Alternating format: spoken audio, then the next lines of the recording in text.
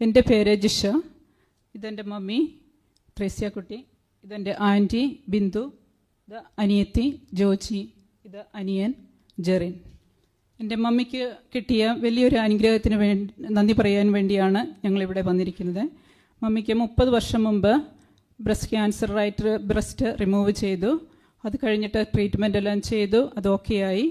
ഇപ്പോൾ അടുത്ത ഇടയിൽ കഴിഞ്ഞ വർഷം പെട്ടെന്ന് കൈയുടെ റൈറ്റ് ഹാൻഡിൻ്റെ കഷത്തിലായിട്ട് ഒരു ചെറിയ തടിപ്പ് കാണുകയും അത് സർജറി ചെയ്ത് അത് റിമൂവ് ചെയ്തു. അത് ബയോപ്സിക്ക് അയച്ചപ്പോൾ സൈനോവിയൽ സാർക്കോമ ക്യാൻസർ ആണെന്നും അത് റിപ്പോർട്ടിന് വിട്ട് കഴിഞ്ഞപ്പോൾ അത് ട്രീറ്റ്മെൻറ്റ് എടുക്കണമെന്നും ഓൺകോളജിസ്റ്റിനെ കാണണമെന്നും ഡോക്ടർ പറഞ്ഞു.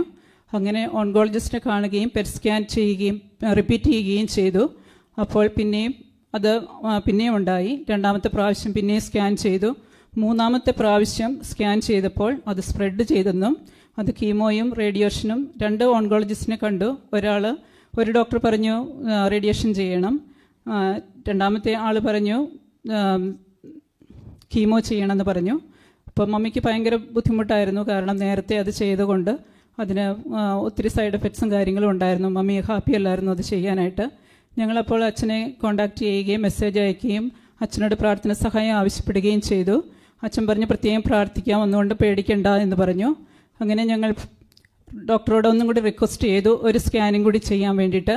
അങ്ങനെ റിക്വസ്റ്റ് ചെയ്ത് 4ാമത്തെ സ്കാൻ ചെയ്തപ്പോൾ അതിൻ്റെ അകത്ത് അപ്പോൾ 3ാമത്തെ സ്കാനിനകത്ത് സ്പ്രെഡ് ചെയ്തു എന്ന് പറഞ്ഞു. 4ാമത്തെ സ്കാൻ ചെയ്തപ്പോൾ അതിൻ്റെ അകത്ത് കുഴപ്പമൊന്നുമില്ല, ട്രീറ്റ്മെൻ്റ് ഒന്നും ചെയ്യണ്ട, റൊട്ടീനായിട്ട് ചെക്കപ്പ് ചെയ്താൽ മതിയെന്ന് പറഞ്ഞു. അതുപോലെ 5ാമത് പിന്നെയും സ്കാൻ ചെയ്തു. അപ്പോഴും കുഴപ്പമൊന്നുമില്ല. ഇത്രയും വലിയ അനുഗ്രഹം തന്ന ദിവികാരുണ്യനാഥനും അമ്മ മാതാവിനും ഒരു കോടി നന്ദി പറയുന്നു. അതോടൊപ്പം നമുക്കെല്ലാവർക്കും വേണ്ടി പ്രാർത്ഥിക്കുന്ന അച്ഛനും കാനാട്ടച്ഛനും പ്രാർത്ഥനാ ടീം അംഗങ്ങൾക്കും പ്രത്യേകം നന്ദി പറയുന്നു. ഈശോയെ നന്ദി, യേശുവേ നന്ദി. ഹല്ലേലൂയ. അങ്ങേയറ്റത്തെ പ്രതിസന്ധി വന്നപ്പോൾ ഈ കുടുംബം തീരുമാനിച്ചു കർത്താവിൽ ആശ്രയിക്കാവുന്ന. അമ്മയ്ക്ക് ഇങ്ങനെ ഒരു മാരകമായ രോഗം വന്നു. അതിൻ്റെയൊക്കെ വേദനയും തിക്താനുഭവവും സങ്കടങ്ങളും വിഷമങ്ങളും ഒക്കെ ഇനി കർത്താവ് രക്ഷിക്കും, കർത്താവ് സുഖപ്പെടുത്തും. അങ്ങനെ അങ്ങോട്ട് വിശ്വസിച്ച് ദിവ്യകാരുണ്യ ആരാധനയിൽ പങ്കെടുത്തു. ഇവർ കുടുംബസമേതം പ്രാർത്ഥിച്ചു. ഇന്നിതാ 2 പ്രാവശ്യത്തെ പരിശോധനകൾക്ക് ശേഷം കർത്താവ് തെളിയിച്ചു കൊടുത്തു രോഗം മാറി, രോഗവിമുക്തയായി എന്ന്. അതാണ് ഇവിടെ ദിവ്യകാരുണ്യത്തിൽ ആശ്രയിച്ചു. അതുകൊണ്ട് തന്നെയാണ് ഈ കുടുംബം ഒന്നടങ്കം ഇന്ന് ഇവിടെ വന്ന് ഇത്രയേറെ കഷ്ടപ്പെട്ട് യാത്ര ചെയ്ത് ഈ അമ്മയൊക്കെ കൂട്ടി ഇവിടെ വന്ന് കർത്താവിന് നന്ദി പറഞ്ഞ് സാക്ഷ്യം നൽകുന്നത്. ദിവ്യകാരുണ്യത്തിൽ ആശ്രയിക്കുന്നവർ ഒരിക്കലും നിരാശപ്പെടേണ്ടി വരില്ല. അവിടുന്ന് രക്ഷിച്ചുകൊള്ളും.